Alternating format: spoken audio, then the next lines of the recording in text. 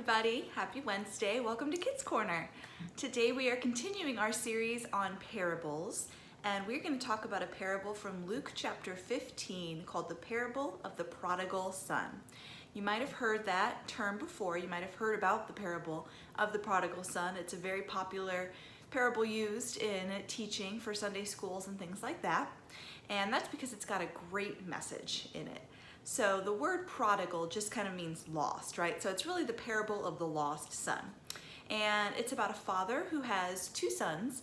And typically back in that time, a father, when he passed on, would divide his wealth and his inheritance between his sons. And the oldest son would get 2/3 of the entirety of the property and wealth.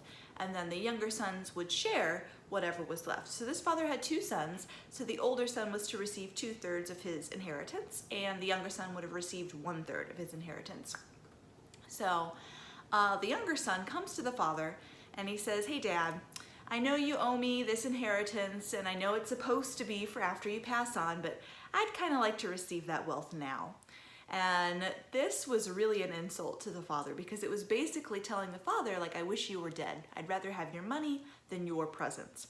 But the father gracefully agrees to give the younger son his inheritance, so he gives him his money, and the younger son goes off and wastes all of it. So imagine that your parents decide that they're going to give you all the wealth that they would have given to you, decades and decades down the line when eventually they pass on right now. And you take all of this money, let's say you've got maybe even like $100,000, tons and tons of money, and you decide, I'm gonna go to Disney World. And you don't just go to Disney World, you're like, I'm gonna live at Disney World.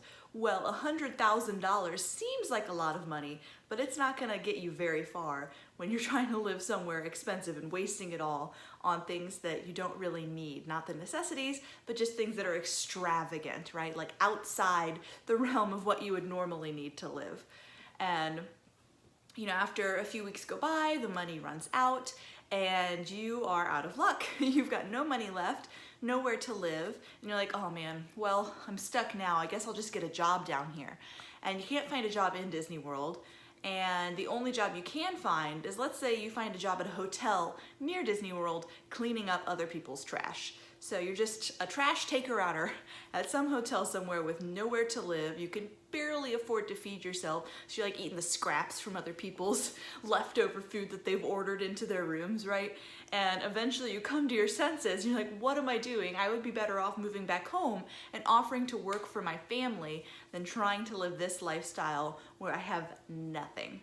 So this younger son decides that he's gonna suck it up and go apologize to his father for the way that he treated him and the things that he said, and he fully expects to be completely shunned and rejected by Dad when he gets home. And the older brother was probably thinking like, yeah, I don't care what happened to this younger brother guy, because even if he does come back someday, he's never going to be reaccepted into the family. And the older brother has been obedient this entire time to help the father with the workings of the family and to keep the household running. So the younger brother comes from far away back to where his family lives, and he's down at the very end of the street, and he's kind of like, okay, getting ready to apologize. And he's like, okay, I'm just gonna tell my dad, like, don't worry about it. I know I messed up. I'll just work for the family. You can treat me like a servant. And when he gets within the view of the house, he sees the father there waiting for him. And the father kind of like, hikes his clothes up and he starts to run towards the younger son. He's so excited to see him. He can't wait to get his younger son back in his arms. And the younger son is just taken completely aback.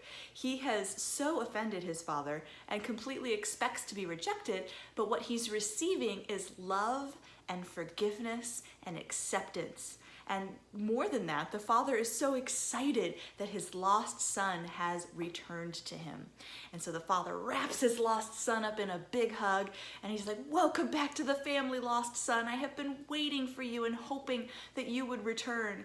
And the son starts to try to get his speech out, like, I'm so sorry. I just want to be a servant. I don't expect anything from you. And the father won't hear any of it. Nonsense. No. Here, you take this family ring.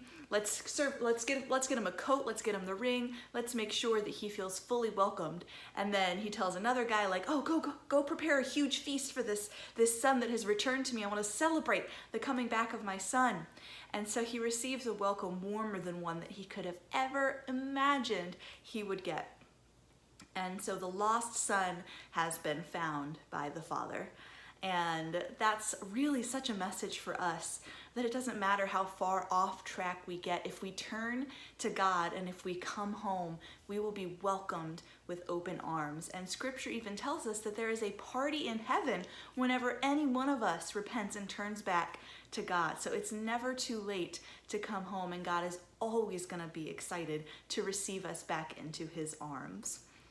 So that's our parable lesson for today. I encourage you to remember, no matter what, God will be there for you, and his love is for you. Nothing can take it away.